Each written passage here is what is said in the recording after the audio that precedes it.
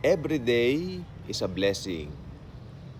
Every gising is a blessing, no? Dahil tayo po ay mga pinagpala na. Hindi pagpapalain pa lang. Magkaiba yung pinagpala na doon sa pagpapalain pa lamang. Yung mga pagpapalain pa lamang, ito yung mga taong wala pa kay Christ, no? Makinig po mabuti. Ito yung mga taong wala pa kay Kristo, kay Christ, pero later on makakakilala din. Kaya pag nakakilala sila, pagpapalain sila. Pero tayong mga nakakilala na, mga pinagpala na. Good morning everyone. Now I would like to talk to you something very important. Alam niyo po ba, hindi ba napansin itong panahon? Kahapon maganda, ngayon very cloudy. Tapos yung cloud niya, pakita ko sa inyo. Tignan niyo po yung cloud niya. Hindi na siya cloud 9, cloud 25 na. Ang kapal. Parang hindi maunawaan ng pinapahiwatig ng kapanahunan. Pero ako naman bilang Kristiyano at alam ko naman na talagang anytime dadagitin na ng Lord ang hindi sangkatao na. Nadadagitan ni Lord ang kanyang mga believers, no? Yan naman po common na lang. At saka gusto ko pong sabihin sa inyo, ito po yung panahon na ang daming pagbabagong hindi kayang ipaliwanag ng bibig ng tao. Kahapon may kausap ako, basta may nagbago ka lang niya. Ano nga nagbago? Kasi gusto kong malaman naman yung insights nila.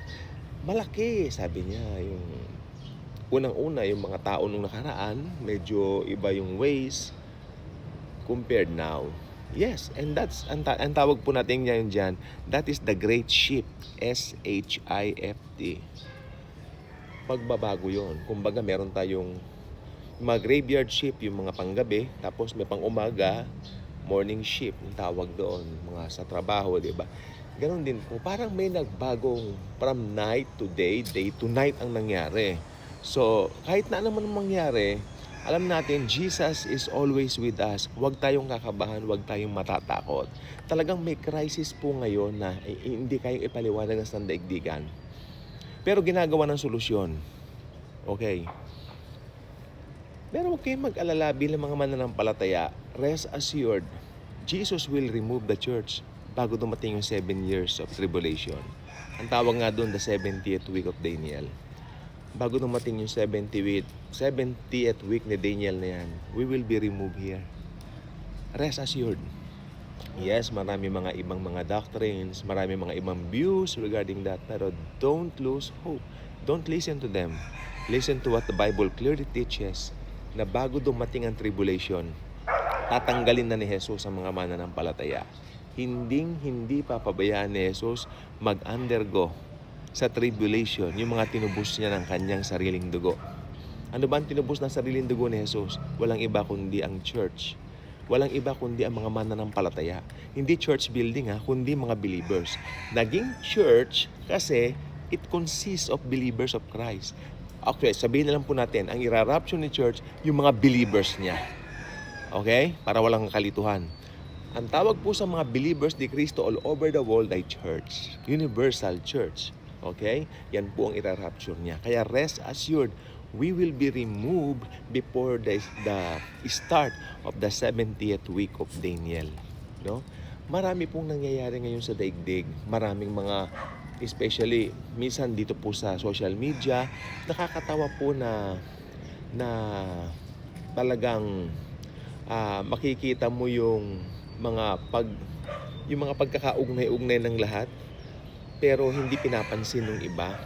Nakakatawa in a sense, nakakalungkot, no? Kasi may mga bagay po talaga na parang dapat siniseryoso pero hindi siniseryoso. Ginagawa pang cause of fun.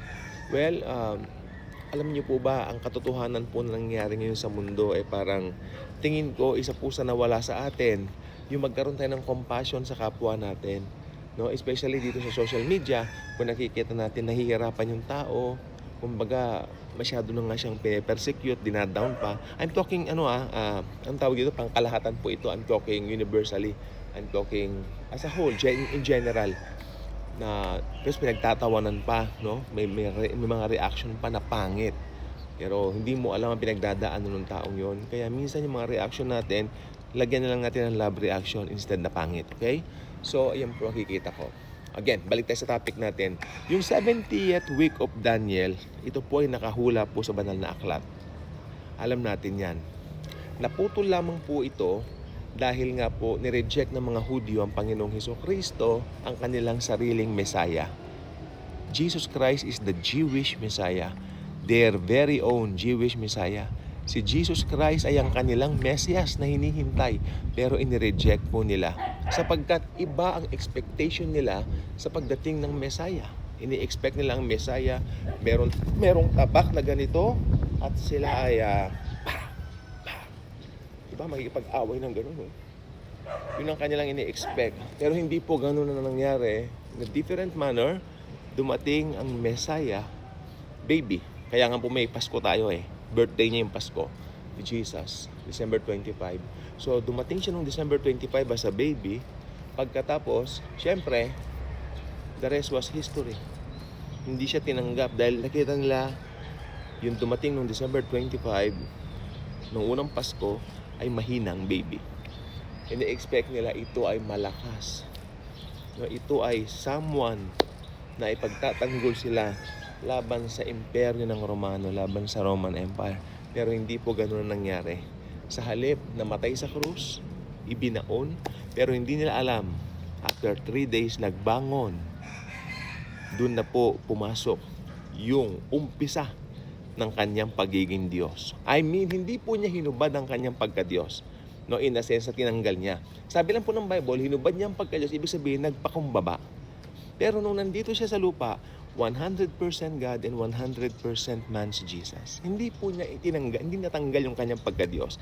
Kaya lang po binanggit doon na hinubad yung pagka-Diyos kasi ibig sabihin po noon, nagpasakop siya ng todo sa kalooban ng God the Father. Gumagalaw siya rito through God the Father's instruction. No? So yun po makikita po natin dito. Siya po ay gumagalaw under sa instruction ng God the Father.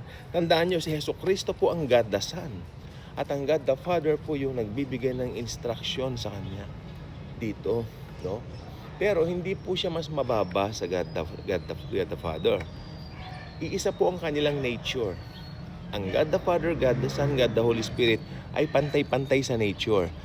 Pero hindi sila pantay-pantay sa position. Halimbawa, ganito. Sa isang company, merong manager, merong janitor, merong mga empleyado. Okay. Pero syempre, sa isang company, ang pinakamataas doon, yung manager. Susunod, yung mga empleyado. Pinakamababa doon, yung janitor, hindi ba? Pero, sa kanilang pagiging tao, sinong mas mataas? No, wala. Wala ring mas mababa. Pantay-pantay silang tao, pero iba-ibang posisyon. Ganon din po si Jesus Christ. At saka ang Ama. Si Jesus Christ, ang God the Father, at saka ang God the Holy Spirit, si Jesus Christ, God the Son, ay pantay-pantay po sila in nature. Ang nature po nila ay Diyos. Okay? Pero, kung tutuusin, yung kanilang position ay iba-iba. Mas mataas yung God the Father sa position. Nagpakababa ang God the Son, no? 'Di ba? Kusa niyang ibinigay ang kanyang buhay. Kusa siya nagpakababa. At ang banal na Espiritu ay ganun din na sumusunod sa God the Son at sa God the Holy Ghost. So sa buhay ng isang mananampalataya, gumagalaw po ang tatlong personang ito.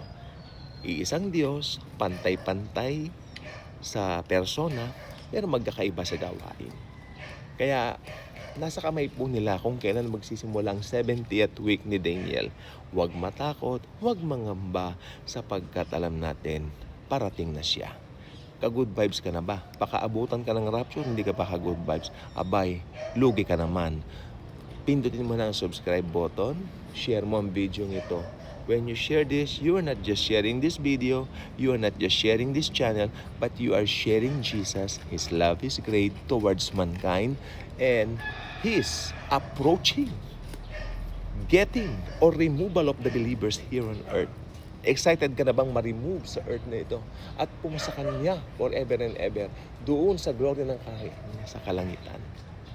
Kung hindi pa, tanggapin mo na siya bilang personal mong Panginoon at personal mong tagapagligtas. At ikaw ay maliligtas, yan ang sabi ng Biblia. Okay? Kaya i-share nyo ang channel ng Daily Good Vibes. Ito ay kalooban ni Jesus para makakilala sa kanya ang buong sangkatauhan. Thank you mga ka-Good Vibes. God bless.